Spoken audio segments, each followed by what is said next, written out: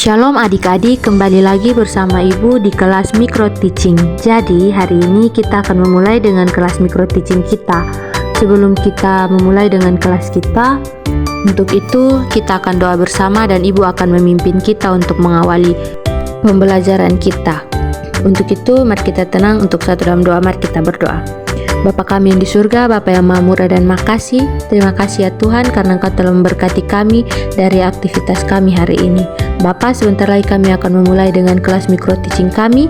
Kiranya Engkau memberkati kami supaya apa yang kami pelajari hari ini boleh menjadi bekal bagi masa depan kami. Inilah doa dan harapan kami, ampuni salah dosa kami, karena hanya dalam nama Tuhan Yesus kami berdoa. Haleluya, amin.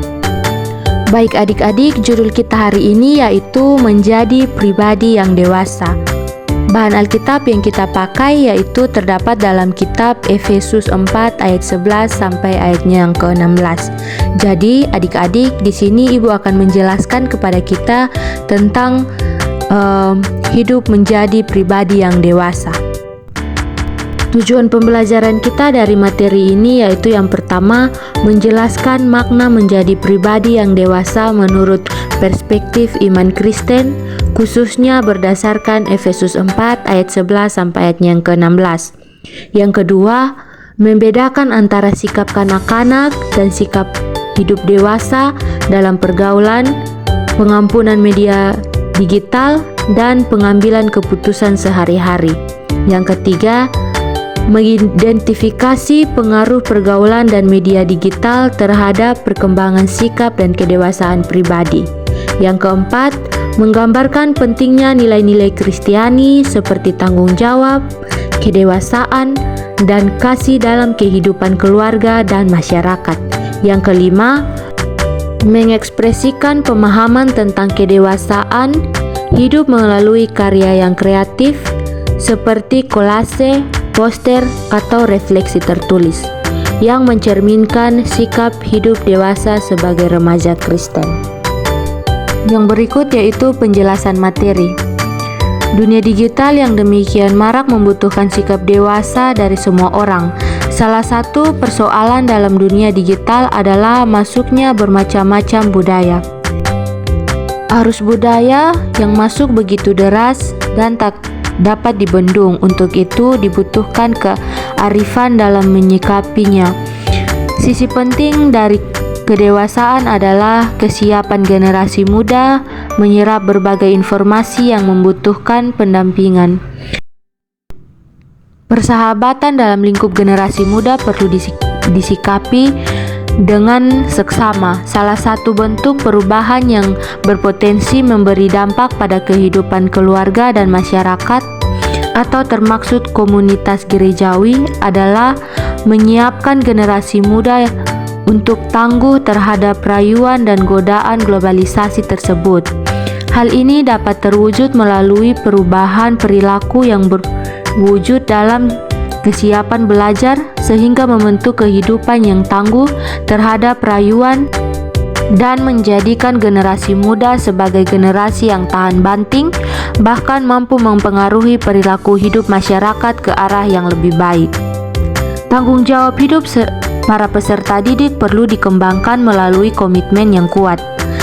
Tawaran gaya hidup global melalui berbagai media perlu diantisipasi secara kuat.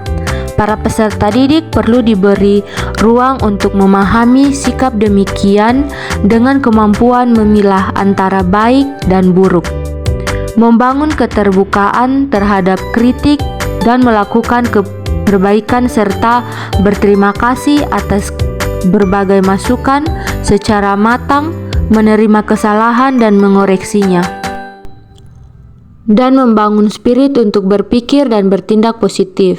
Seluruh pola yang digambarkan di atas perlu dikembangkan dalam keluarga sebagai lokus pertama pembangunan kehidupan. Di dalamnya, keseluruhan anggota keluarga memiliki komitmen untuk bertumbuh secara bersama-sama. Kepadanya perlu diberikan peran agar pelaksanaan secara bertanggung jawab yang berpotensi membantu mengembangkan dirinya. Contohnya, jika seorang memiliki sikap malas, Ia perlu berada bersama dengan orang-orang yang rajin dan membuka ruang kehidupannya untuk turut rajin seperti kawan yang lainnya. Yang berikut yaitu penjelasan bahan Alkitab. Sisi penting dari surat Efesus adalah hal-hal yang terkait dengan kedewasaan iman umat ketika berhadapan dengan berbagai pergumulan, seperti membebaskan diri dari kata-kata kotor dan bersikap jujur menuju kematangan hidup.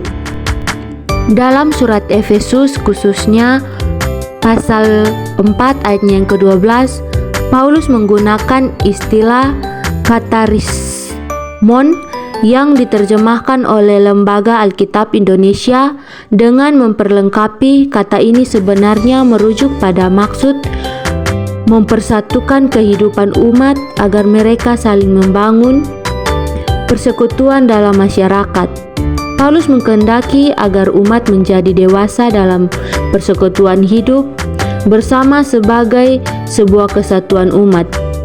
Proses lain dari kematangan dan kedewasaan hidup adalah sikap saling melayani.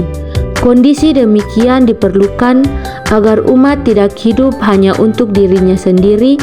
Sikap penting dalam kematangan atau kedewasaan adalah membangun sebuah komunitas yang paling melengkapi dan melayani. Baik adik-adik, kesimpulan dari materi ini yaitu mengajarkan kita menjadi pribadi yang dewasa, bukan hanya soal usia, tetapi soal sikap, tanggung jawab, dan pertumbuhan iman.